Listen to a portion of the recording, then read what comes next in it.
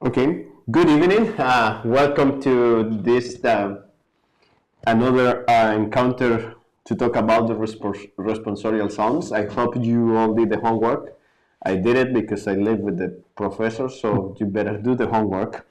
So, but we have tonight again, Jose Mario. Thank you for coming and being with us here today.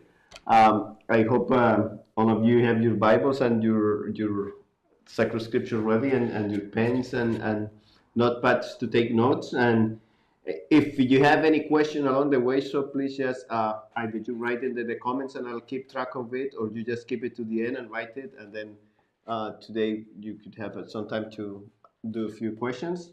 But again, we thank you for coming and for being here with us and for sharing your wisdom with us. So I'll leave you with Jose Mario because it seems to me that he has a lot of information to share with you tonight. So Jose Mario, welcome.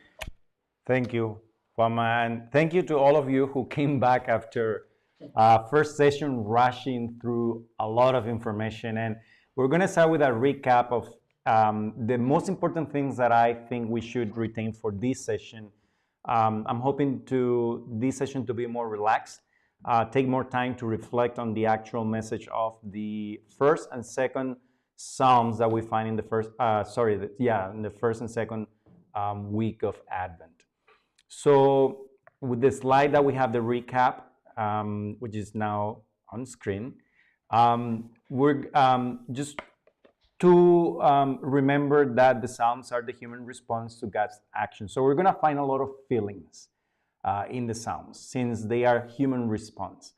I don't know if you had the opportunity. We talk about Psalm 137, the one that everybody was making laugh of me here when I started singing by the rivers of Babylon.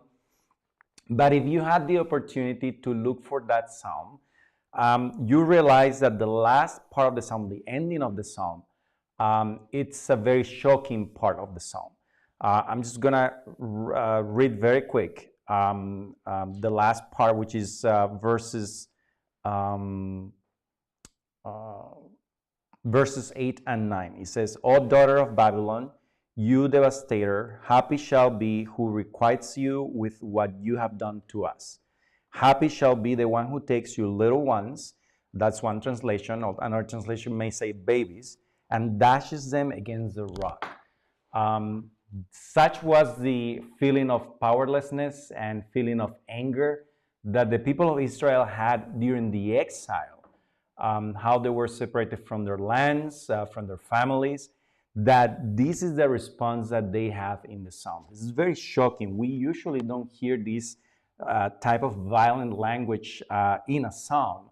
We have heard about many violent things happening in other books, especially the historical books. But in the Psalms, we have this feeling of anger. And it's just for us to ponder how much of the human response is within the Psalms and what these people were going through to express their anger in this way. But that was something that we talked about, and I hope you had the time to read Psalm 137. The other thing, the second point that I want us to, for us to remember is that there are different types of Psalms. The main divisions that we talk about are that there are lamentation and praise. There are Psalms that are considered hymns. But within those divisions, we also have subdivisions, and we have, depending on the topic that they're addressing, we also have royal psalms if the psalm is talking about the king. We also have wisdom psalms. We have the Torah psalms when they talk about the law. And these psalms is something that I'm going to be referring to because the psalms that we have for Advent are communal lamentation, and it's good to know that. It's good to know that they fit within a category of the different types of psalms that we have in the Psalter. And finally, the most important message that I want us to remember is that the Psalter, meaning the arrangement of the psalms in the book, has a message. It has been intentionally crafted, and we're going to go to the next slide here. And this is the chart that I shared with you the last time. Remember that we went through the themes of every book, meaning the last psalm that is in every book of the Psalter. And we realized that these psalms have a doxology. usually saying, "Blessed be the God of Israel, blessed be God forever, amen." And that is a marker. That doxology marks the ending of a book. So if you look at the first column of the chart that I'm showing you right now, you'll see that book 1 goes from Psalm 1 to 41, book 2 goes from Psalm 42 to 72, book 3 from 73 to 89, book 4 from Psalm 90 to 106, and finally book 5 from 107 to 150. This is the division that we have, and this is something that, to be honest with you, the first time I realized that there are 5 books in the Psalter, I was surprised the way they were organized and how this division was intentionally. The person who arranged the Psalms, or the editors who put together the book of Psalms, that draw all the tradition of the Psalms that they had available, they arranged it in a way that they placed these doxologies in these specific Psalms to tell a story. And that is the story that I want to start today to talk about. Okay, so we follow the next slide. And this is the story of is the tale of a failed monarchy. And this may sound new for many of us, but we're going to start with the first psalm that talks about the monarchy, which is Psalm 2. This is the choice of David. It's a psalm that I told you before is the most quoted psalm in the New Testament because it's an enthronement psalm. It's a psalm that many commentaries and authors agree that was used during the enthronement of a king.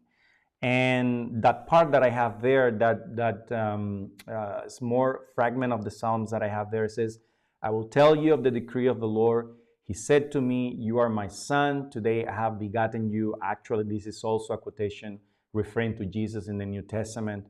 "Ask of me, and I will make the nations your heritage, and the ends of the earth your possession. You shall break them with a rod of iron and dash them in pieces like a potter's vessel." So it's the image of the king taking possession and ruling over all the earth. This is the beginning of the choice of David. This is the beginning of the monarchy. So this is a very important psalm. We're going to talk about Psalm 1 later, but this is the first psalm of the first collection that refers to David. After this, we're going to have all these psalms, either in the subtitle or either in the body of the psalm, with some reference to King David. So we continue with the next slide, and we have that the end of book first is Psalm 41. In this psalm, the covenant continues to be held, meaning that covenant that God made with David continues to be fulfilled in Psalm 41. So a little bit of Psalm 41 you have there in the screen. I'm just going to look here in my book. But this psalm says that, "By this I know that you are pleased with me," this is the psalmist, "because my enemy has not triumphed over me, but you have upheld me because of my integrity and set me in your presence forever." And then you have, this is the last part of the psalm, then you have the doxology. "Blessed be the Lord, the God of Israel, from everlasting to everlasting." So this psalm is telling the person who is reading the Psalter that the covenant with David has been held, is maintained because he has been faithful to the Lord. Something that says there, "My enemies have not triumphed over me." If you go through book 1, you will find some psalms that talk about David encounter with Saul and with other enemies in the headings of the psalms, and how God has delivered David from all these enemies. So this is the conclusion of all that story of David being chosen by God, and then with the covenant being held. We continue with the next slide, and we have the ending of book 2, which is Psalm 72. In this one, we're going to slow down a little bit. This psalm, the heading of the psalm, if you look at your Bibles, you will see that Psalm 72 has a heading that it says a Psalm of Solomon. So this is considered a psalm where the covenant is extended to the offspring of David. As you know, David is going to have King Solomon as his son, and he's going to be the successor of the monarchy. Of Solomon, we know many things. We know that Solomon was a wise king. Usually we have him in a very good regard, and that is kind of the common lore that we have from King David, that he was a very wise, that people came to visit him, that there is an episode, if I'm not mistaken, in the book of Kings, where two women come to him asking him to deal with a problem because someone doesn't know whose whose mother is the one who the son belongs to, and David is going to use wisdom to solve the problem, and his wisdom is going to reach out all the kingdom, and that's how we know about King Solomon. If you look at the content of the psalm, is very positive. Ends like this: may his name endure forever, his fame continue as long as the sun. May all nations be blessed in him. May they pronounce him happy. This is a very positive psalm that you may think that refers to King Solomon. And then you have, of course, the ending of book 2 with Psalm 72, the doxology. Blessed be the Lord, the God of Israel, who alone does wondrous things. Blessed be his glorious name forever. May his glory fill the whole earth. So up to here, book 1 and book 2, if you look at the themes, if you look at the endings, the beginning and the ending of the Psalms, we find the story of the monarchy. The choice of David in Psalm 2, then in Psalm 41 you have David somehow rejoicing in God's favor towards him.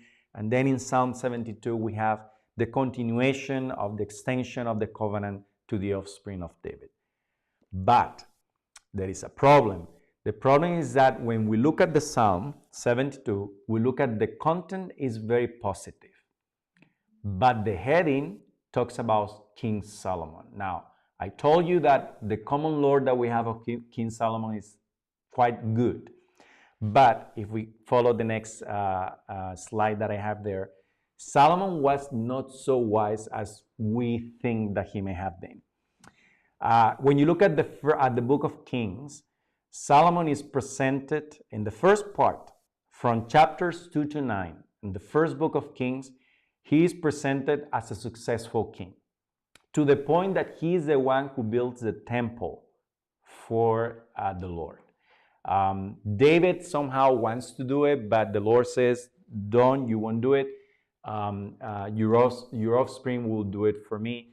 And King Solomon is going to do that. Up to there, everything is okay. But when you start reading after chapter 10 in the first book of Kings, the narrator, the book is going to enumerate all Solomon's errors. And each one of them is not any error, but is actually a violation to the only law that applies to the king that is present in the whole Hebrew Bible. So we're going to continue with the next slide. And I'm going to give you there the text of that law. If you want to look it in your Bible, I'm going to give you some time. If you want to take note about it, that is the king's law and appears in the book of Deuteronomy, chapter 17, verses 14 to 20. And I'm going to go carefully through the text that I have here. It's presented to you on the screen. I'm just going to go very slow and read that. When you have come into the land that the Lord your God is giving you, and have taken possession. Now, I forgot, the context in which this law is given is Moses giving the law to the people of Israel. So Moses is giving all the laws regarding the priests, all the Levites, all the officials, the judges, the priests, everybody, and there is only one law that refers to the king, and is this law.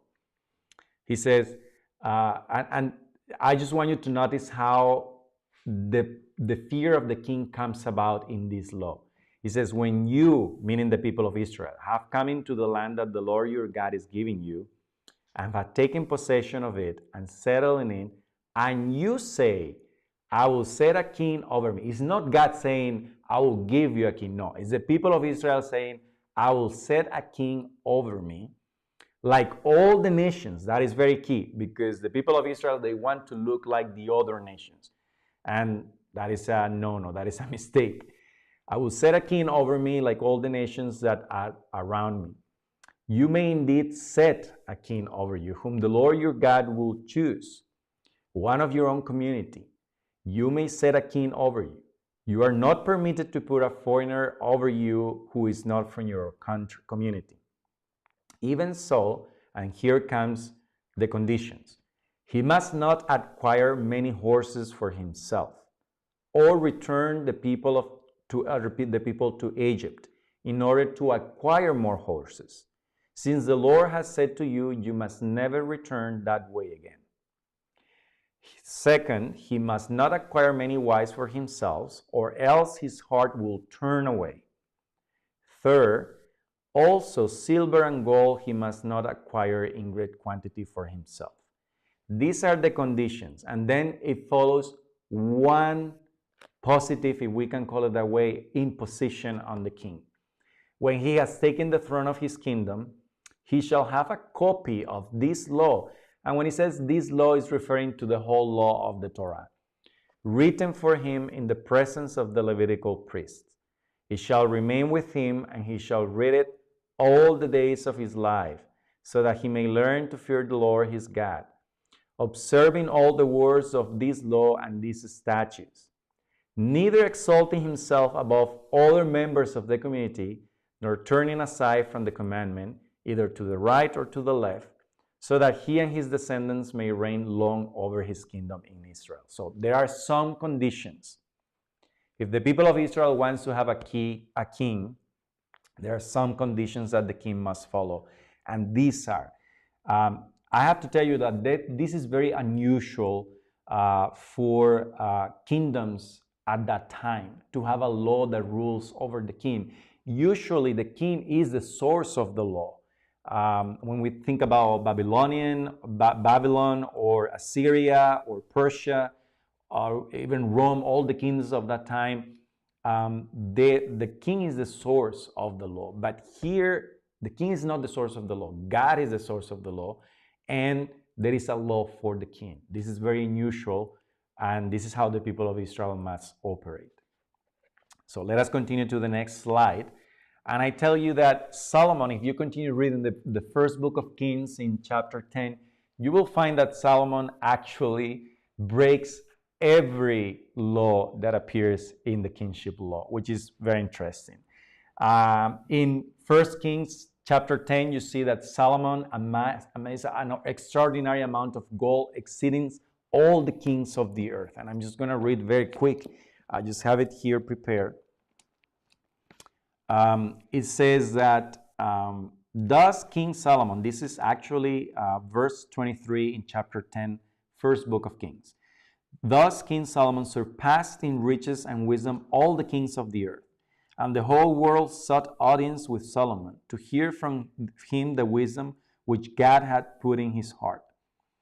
Each one brought his yearly tribute, silver or gold, articles, garments, weapons, spices, horses, and mules.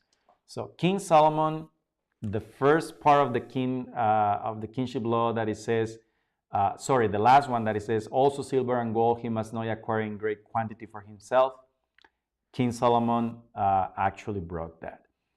Also, King Solomon loved many foreign women. Look at the kingship law says that he must not acquire many wives for himself, or else his heart will turn away.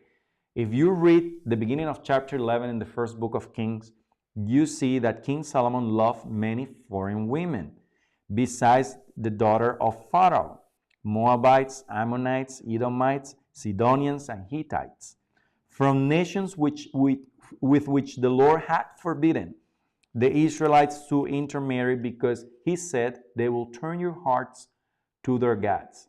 But Solomon fell in love with them, and he had 700 wives of priestly rank and 300 concubines, and his wives turned his heart.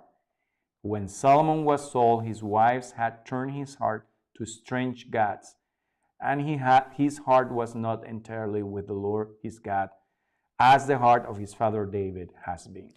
So the book of Kings is actually telling you that he broke that law. Finally, the law that says that he must not return to Egypt or make any trade with Egypt, also King Solomon broke that law. At the end of chapter 10, it says that Solomon imported a chariot from Egypt that cost 600 shekels. I suppose that's a lot of money, but the point that the narrator of the book of Kings is making is that Solomon was trading with Egypt, a country that God forbidden the king to go back to. So that wise king that sometimes we praise in King Solomon, which he was true, he was a wise king, and he actually asked God for a wise heart to be able to be a good king. But he also sinned, and he also acted in a foolish way. All this to say, all this to come to, if we continue to the next slide, to Psalm 72 and ask ourselves, how should we then interpret Psalm 72?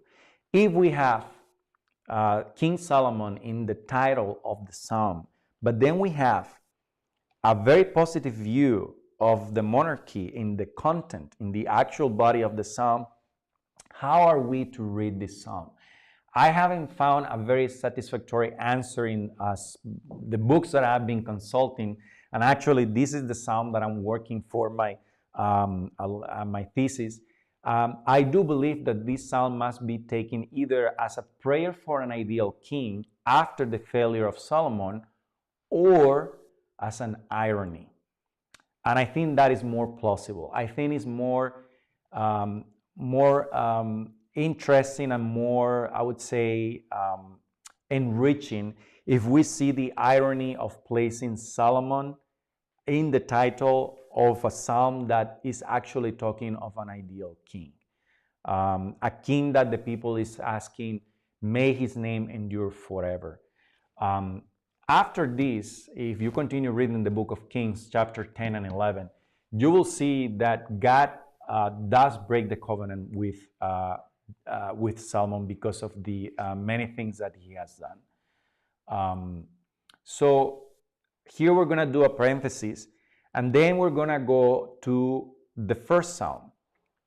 I told you that we're going to go back to that psalm, and if you have your Bibles with you, let us just go to Psalm 1. It's a very short psalm, and let us read that together, because this psalm was not originally the first psalm in the Psalter, in this collection from Psalm 2 to 72. And I forgot to mention, sorry that I'm taking you back and forth, but Psalm 72, the last verse of Psalm 72 says, "The prayers of David, the son of Jesse, are ended." This is another editorial ending that was placed to the psalm, meaning that from Psalm 2 to Psalm 72, it was a whole collection of psalms that was already said that way. So Psalm 1 was placed before Psalm 2 because of everything, all the violations of the law that are presented in the person of Solomon in the last psalm of that collection. So let us read Psalm 1 very slowly. It says, and I'm reading a Bible that has the NRSV translation. It says, "Blessed is the man who walks not in the counsel of the wicked, nor stands in the way of sinners, nor sits in the seat of scoffers, but his delight is in the law of the Lord. And on his law he meditates day and night." This idea that he meditates day and night echoes the kingship law that we just read in Deuteronomy, that it says the king should read the law day and night. So I think that the editor of the Psalter, the person who was putting all the psalms together, when this person saw that this collection of psalms talks about the demise or talks about the failure of the Davidic monarchy, this person immediately understood that this was a violation of the law of the Lord. And Psalm 1, placing it at the beginning of the Psalter, is already a warning of how things can go wrong if the king doesn't follow the law of God. So that is why Psalm 1 is present there at the beginning. Um, just to read the last part of the psalm, it says, "For the Lord knows the way of the righteous, but the way of the wicked will perish." So this is the tale of a failed monarchy. The first two books of the Psalter are telling us how the monarchy failed. Now, I told you that this is only possible if we look at the endings of the books. If you look at Psalm 1 and Psalm 2, which is the beginning, but then you look at Psalm 41, which is the ending of book 1, and Psalm 72, which is the ending of the book 2. Okay, so we go to the next slide. And then this is the ending of book 3. Psalm 89, which is the psalm we're going to be talking about next time more in depth. But this psalm is going to end with a plea to God, a little bit in desperation, because God, after all the things that had happened with King Solomon, it seems that he has forgotten the covenant that he has made with his people. And these psalms, as you can see in the screen, it has these the two last parts of the psalm says, "How long, O Lord, will you hide yourself forever? How long will your wrath burn like fire? Remember how short my time is. For what vanity you have created all mortals. Who can live and never see death? Who can escape the power of Sheol? Lord, where is your steadfast love of old, which by your faithfulness you swore to David? Remember, O Lord, how your servant is taunted, how I bear in my bosom the insults of the people, with which your enemies taunt, O Lord, with which they taunted the footsteps of your anointed." And then you have the final doxology, "Blessed be the Lord forever."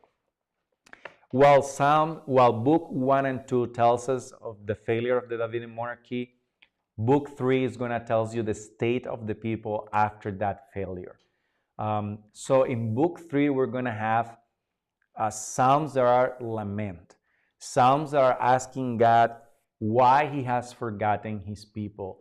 And in the logic of the Hebrew Bible and on the logic of the editor of the Psalter, this covenant was broken not by God, but it was broken by King Solomon and the Davidic monarchy. Now, we can talk about King Solomon as the one representing the lineage of King David, not only as an individual. So it is the person, the one who is breaking the covenant, and in that way, God has removed himself from there. And the people of Israel, with these psalms, are asking God, "Where are you?" And this is the experience of the people after the monarchy fell. If you read the historical books, you will find that after King Solomon, the kingdom is divided. Israel is going to divide on the northern kingdom of Israel and the southern kingdom of Judah. Israel with its own capital, Samaria, and Judah with Jerusalem. Then the kingdom of Assyria is going to come and invade Israel, and they're going to be completely devastated. And then Babylon is going to come for the southern kingdom, for Judah, and everybody is going to be taken into exile. So all this because of the failure of the monarchy. All this happened because the monarchy was not able to keep the word of the Lord as they were asked to. So in that moment of desperation, in that moment of exile, the people of Israel are going to be asking, "For how long, O Lord, will you hide yourself forever? When are we going to be restored again to that kingdom? When are we going to be restored again to that land that you promised to Abraham and to which you gave us?" And this is where we find the Psalms of Advent, which is very interesting. Whoever chose the Psalms for the period of Advent, they were chosen from book 3. Book 3, who is lamenting. Book 3, who is there is a sense of loss. There is a sense of being abandoned by God. These Psalms come from this collection of Psalms. They come from this book. Now, just to recap a little bit about the monarchy and to give you an insight of why the monarchy failed, not only counting because of human failure. There is some text that is worth reading. And in the next slide, it will show a quotation from the first book of Samuel, chapter 8. This is very telling because Israel was already warned from the very beginning that the monarchy was going to be a failure. I'm just going to read very quick from chapter 8, the first verses. I'm just going to read. In his old age, Samuel appointed his sons judges over Israel. And then he continues.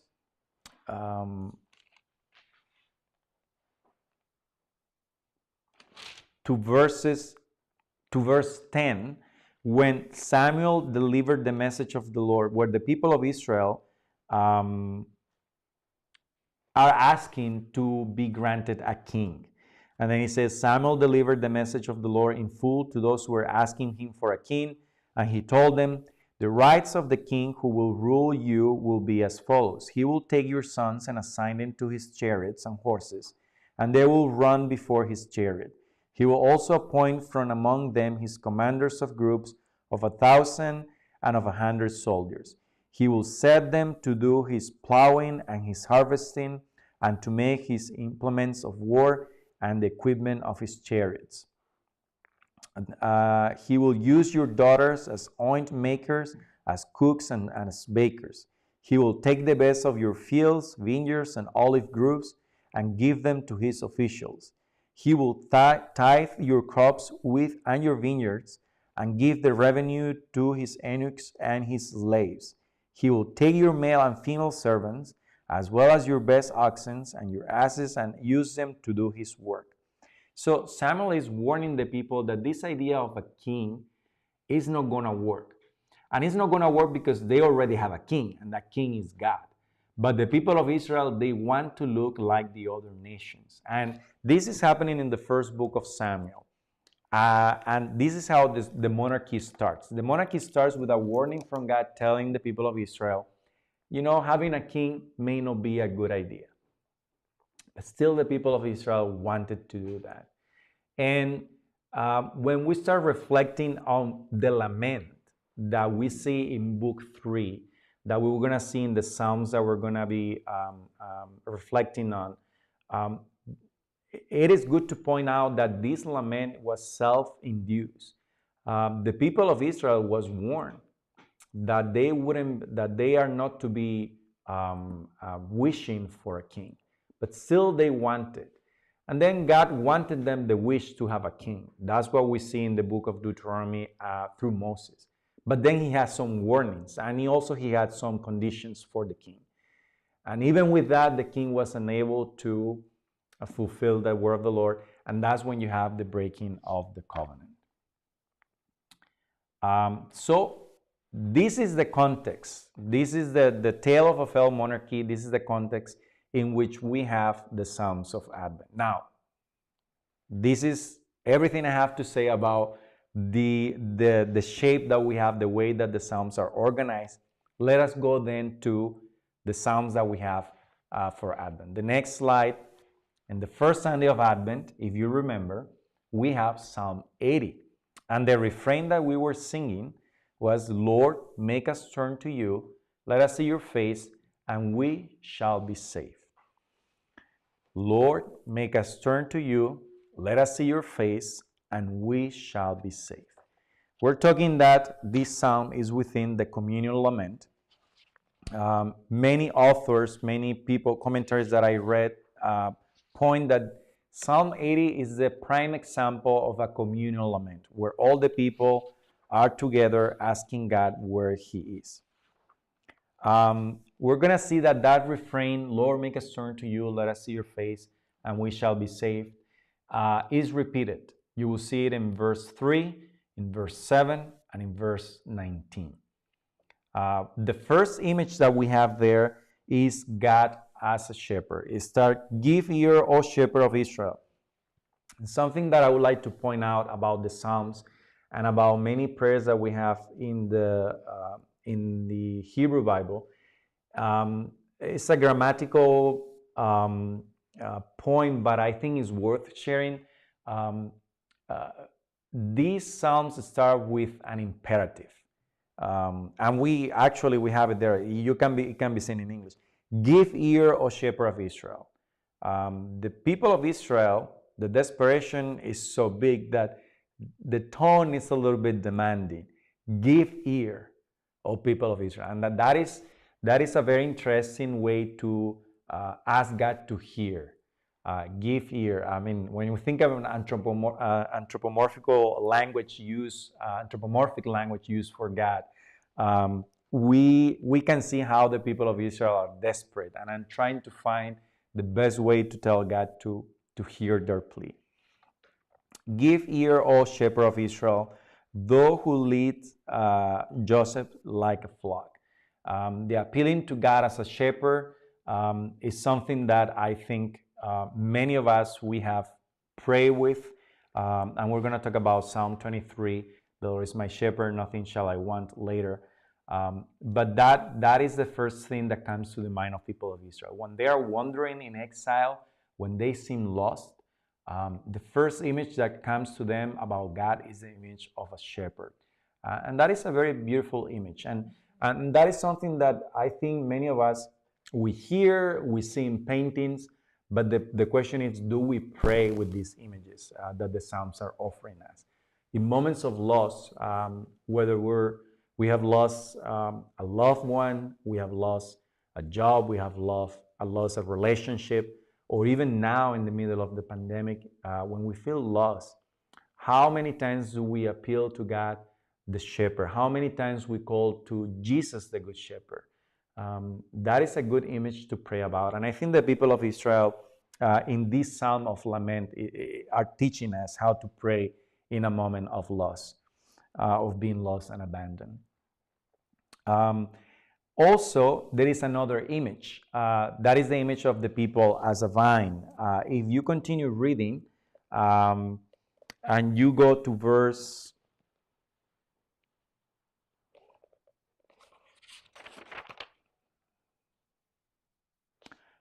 8, it says, "You who brought a vine out of Egypt." And that's how the people of Israel refer to themselves. They see themselves as a vine, and a vine is something so delicate that needs care.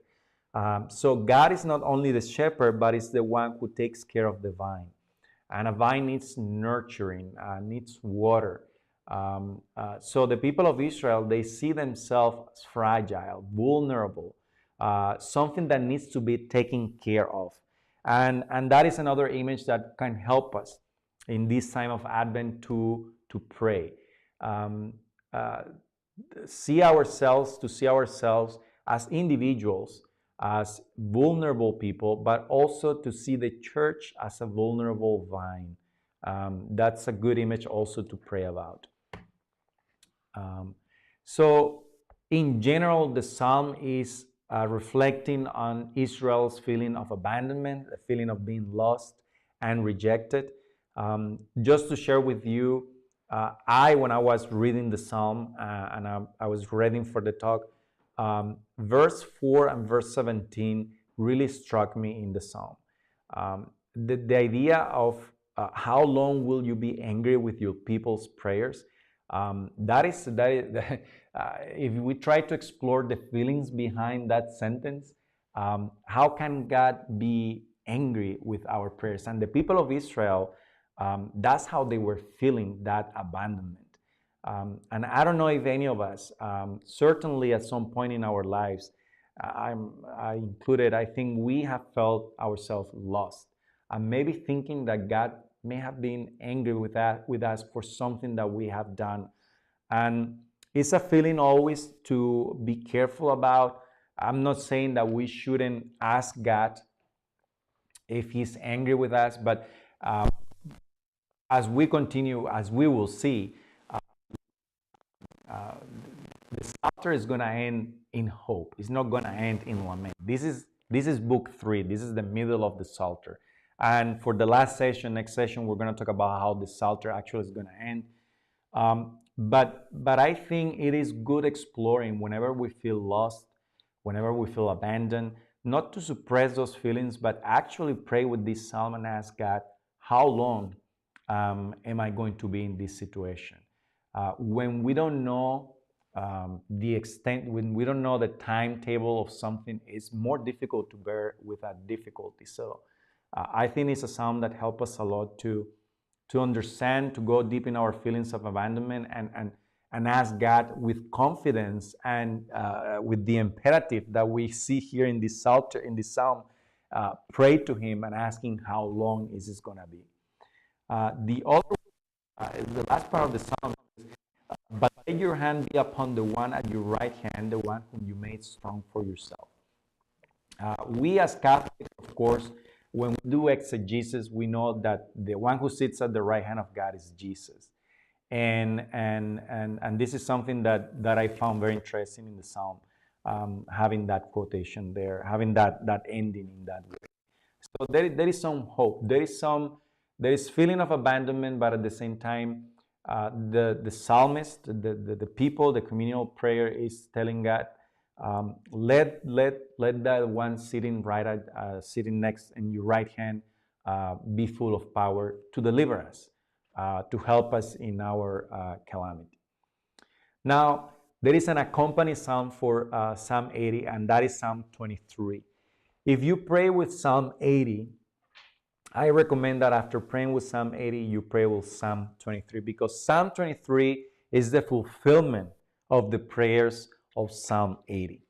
And this is a very well-known psalm. I'm not going to read it all, but I'm just going to go very quick over it.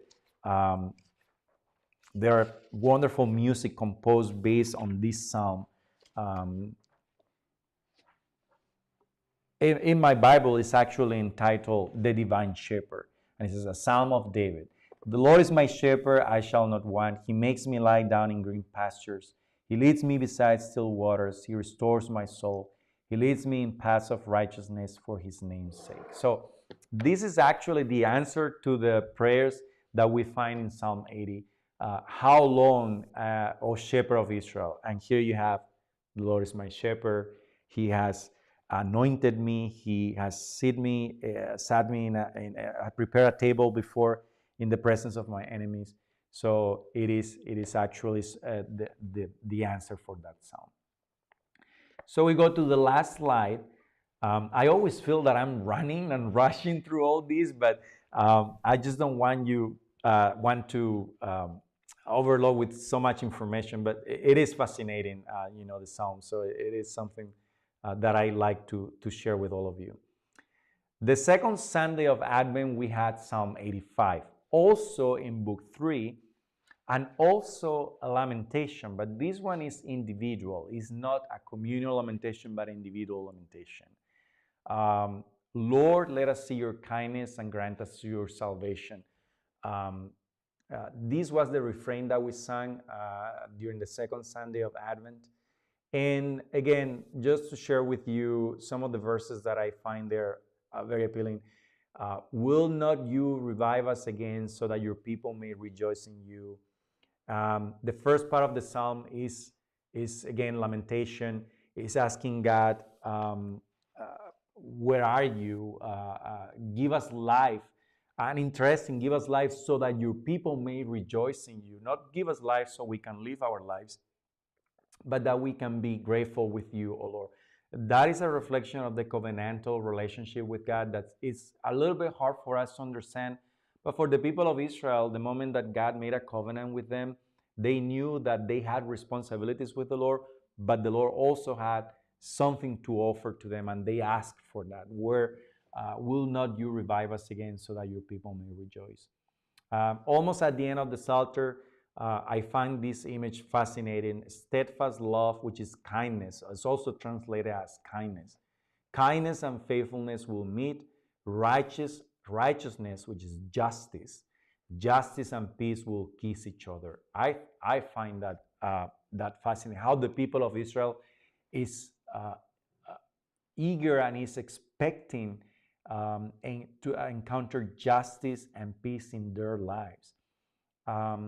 That is something that maybe some of us may not experience as harsh as other people, but the idea of lacking justice in our lives is something that some people may have um, um, a more deeper encounter with this, the injustice in the world. And if we not ever had that encounter, if we have never been had that feeling of injustice, it is good that we pray with this psalm. And even for those who have encountered injustice in their lives, to ask God, what is that justice? The poor, certainly, those who have been mistreated or those who have been deprived unjustly of their freedom. There are some things that we should pray about and we should continue praying about as a church. And this psalm is one that can help us pray with those situations. An accompanying psalm for Psalm 85 is Psalm 126. It's a psalm that talks about the renewal of life and how God restores everything to its original form. So, to summarize and to conclude, the first two Sundays of Advent, we have Psalm 80 and Psalm 85. Both Psalms are found in Book 3, where we have lamentation, where Israel is feeling abandoned because the monarchy has failed, because they have been taken into exile.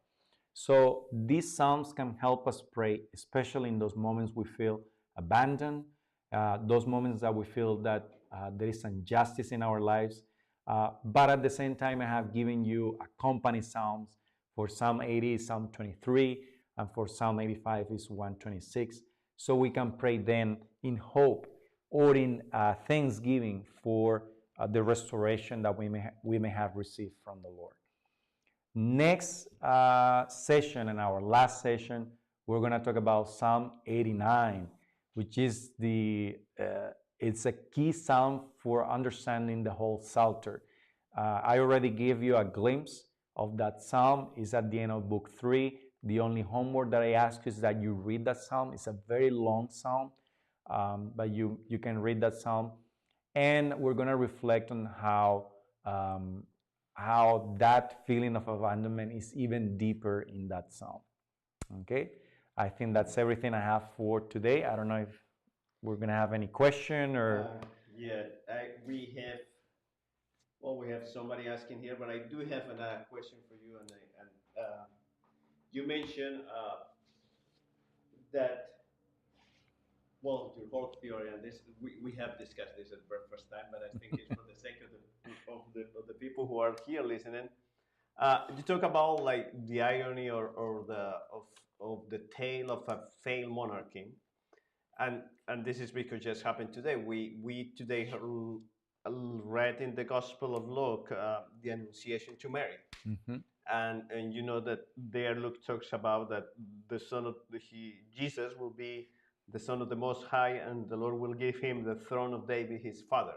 So it sounds pretty monarchical to us. So how do we read that, or how we?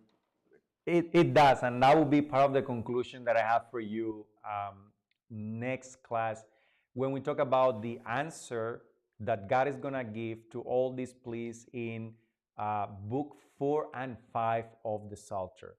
The monarchy is not going to be completely demoted or destroyed, but the people of Israel should understand that from the very beginning they already had a king, and that king is God. So when we talk about Jesus inheriting the throne of David, his father, and Jesus as king, well, we know that Jesus is God.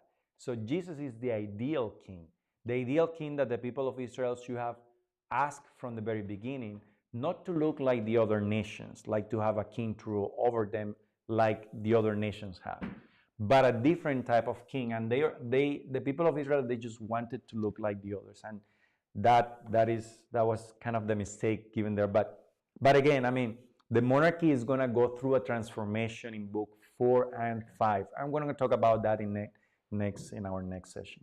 I think for Jim, who asked a question probably related to the one that I was asking, could he ask about what's the meaning of Psalm 110:1 in the light of Matthew 22:41 to 42? Well, basically the same thing that we were discussing. They talk about like the son of David, the son and the Messiah being the son of David, and I think you just answered that to us. Yeah, it's Psalm. He says Psalm what? 110.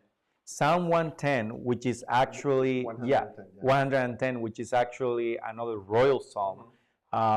It's a psalm that the you know the that well-known quotation, the Lord said to my Lord, sit on my right. No, and again, I mean these royal psalms that we're gonna find in books 4 and 5, monarchy is gonna look different, and I don't want to jump ahead, but Okay.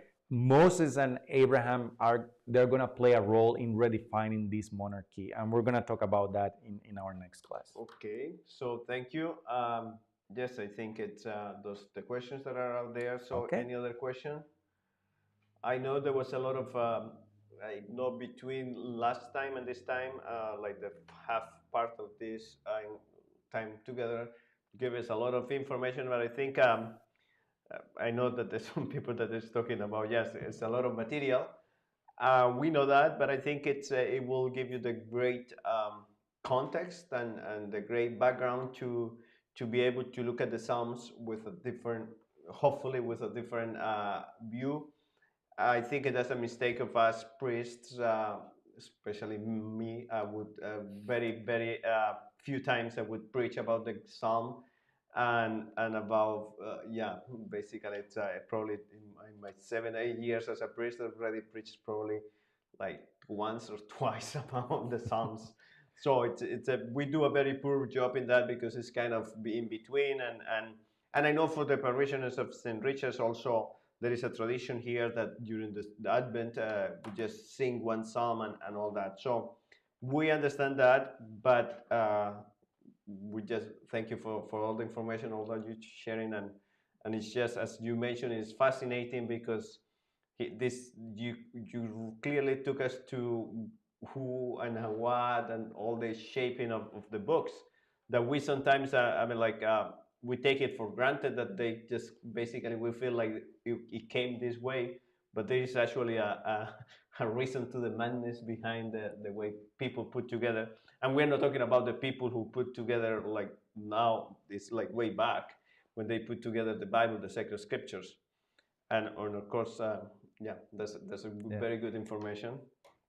Just a final word. If yeah, I want you to remember anything from these talks is that the Psalms are arranged and they are telling the story of the monarchy, and that's something that we if you go to traditional teachings, you will learn that Moses wrote the first 5 books of the Bible, the Torah, and that is that's traditional teaching, and they also will tell you that King David wrote all the Psalms.